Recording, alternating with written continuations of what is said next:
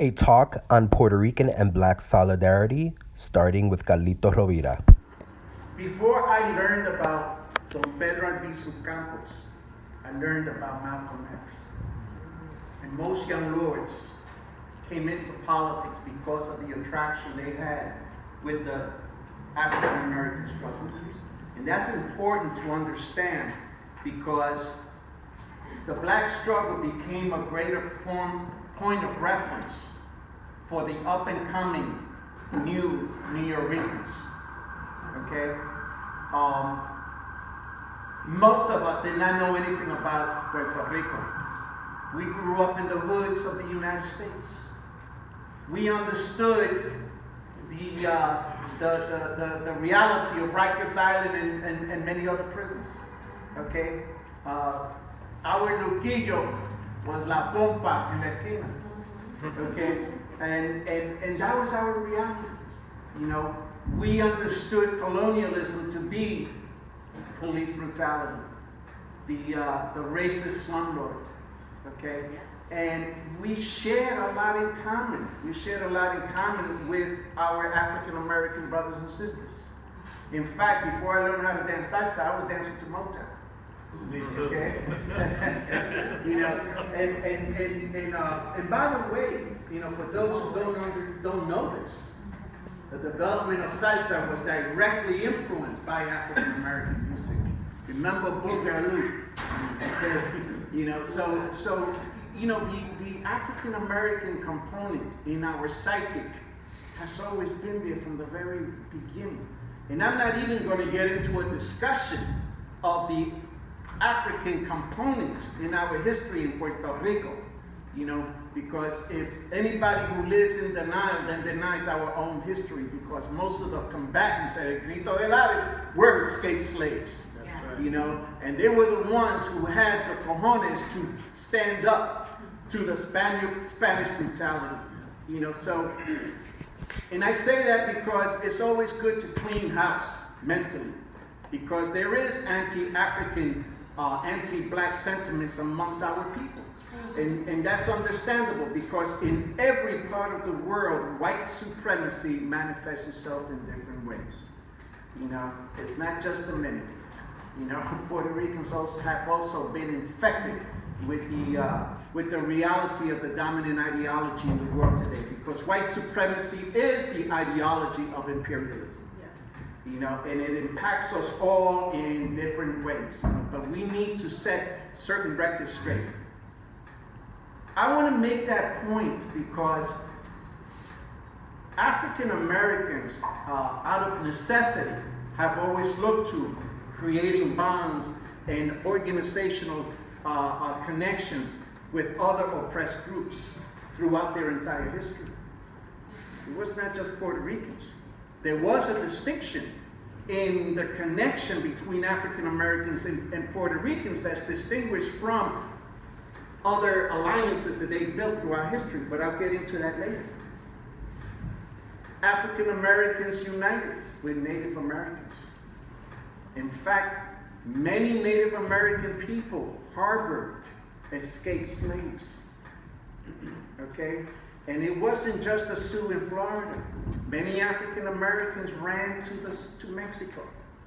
Okay? Where slavery was forbidden. In fact, if you want to know about the Alamo and the conquest of the Southwest, it was precisely about that. Because Mexicans did not allow for the slaveocracy to bring slaves into that region.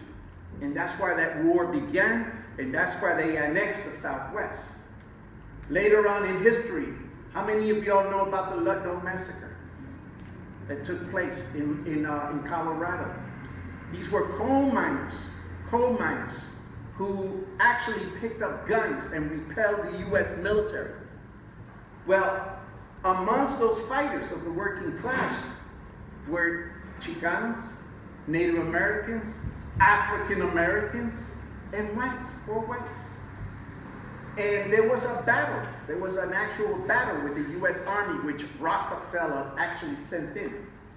And many of those workers died fighting. Okay? When Puerto Rico was invaded by the United States, along with Cuba, the Philippines, and Guam.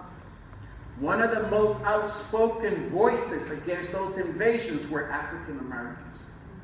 It was the African American church, African American journalists like Webb Du Bois, okay, who were very adamant and outspoken against the invasion of Puerto Rico. You know, Paul Robeson. How many of y'all know about Paul Robeson? Okay, because if you don't, you got to talk to me afterwards. That's one of my superheroes. At many of his performances, he demanded a moment of silence for the incarcerated Don Pedro Albizu Campos. Okay, and you talk about solidarity. That's having solidarity. Okay, when you're going to risk your career and your reputation, okay, over the hero, the leadership of another oppressed people, demanding a moment of silence in many of his performances, knowing how white racist America is like all over this place, okay? You know, so what is the significance, you know, because we know from reading many texts of Black history, we know how African Americans, out of necessity, have always looked for alliances. But what was the particular thing that distinguished the Puerto Rican migration and the African American people? Well, I'm going to give you some empirical examples, because when I was growing up, I was like 7 years old. And I will never forget this memory. When at the door on a Saturday mornings, you hear knock, knock, knock, knock, and you go there, and there are these, Black brothers with bow ties and suits. I'm saying, what the fuck, you know? What's going on? And it was the Nation of Islam. I later on found out that they made an exerted effort to go into the Puerto Rican community, and with their broken Spanish, they sold their newspaper. And they talked about in their newspapers, and I welcome people to do the research and go to the archives and look for these articles. They talked about the colonial struggle in Puerto Rico in the Final Call, as far back as the early 1960s. You know, the Black Panther Party. Okay, the alliance that was formed between the Young Lords and the Black Panther Party is very significant for many reasons. But I will crystallize the matter down to one thing: that they strove to build a multinational entity, a military type of organization that would serve as a vanguard for all oppressed people. The Young Lords and the Black Panther Party formed, jointly free breakfast programs. In fact, I didn't have a normal childhood, because I joined the Young Lords when I was 14 years old. Okay, and one of my first tasks was to partner up with members of the Black Panther Party at a free breakfast program in the Lower East Side. You learn a lot. You know, oppression forces you to grow up fast. And we were teaching and learning about socialism in our work. And perhaps that is the most significant part of that alliance. That we, even though we didn't understand it fully, we had an affinity for socialism, and we called for the overthrow of capitalism in the United States. And that was perhaps the most threatened, the most disdained idea by the rulers against the historically most exploited people in the United States and the most recently colonized people, getting together and talking about overthrowing the very system that brought about their oppression. You see? And in 1969, in early 1969, Fred Hampton made a very profound announcement that the Rainbow Coalition will eventually merge into one entity. Now, don't think that J. Edgar Hoover took that very lightly. And it is perhaps the reason why Fred Hampton was assassinated, and it is perhaps why in the following year, Operation COINTELPRO really got facilitated. But I am not going to, dwell on COINTELPRO, because ultimately, we're the ones who have the advantage, okay, in the United States. Wherever African Americans were involved in the labor movement, throughout the history of labor in the United States, wherever African Americans were involved, in the minimal sense or in the maximum sense, those labor struggles ended up being successful.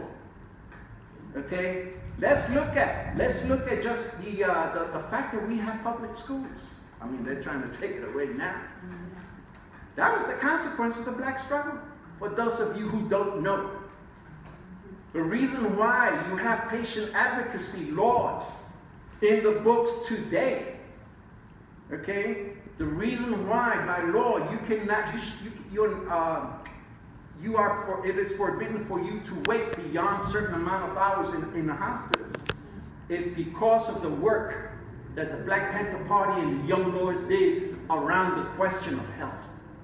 You see, so let's look at our successes, even though they're minimal, because within a study of what minimal successes we have, it says that we have the power to unleash a fury and put these people out of business and take their power away. And that's what it means. So I'm going to leave you with that thought, and hopefully in the discussion we can go further into what is people's power and how is it that the alliance between the Black Panther Party and the Young Lords points to, it is the greatest point of reference to the potential of what can be. Thank you.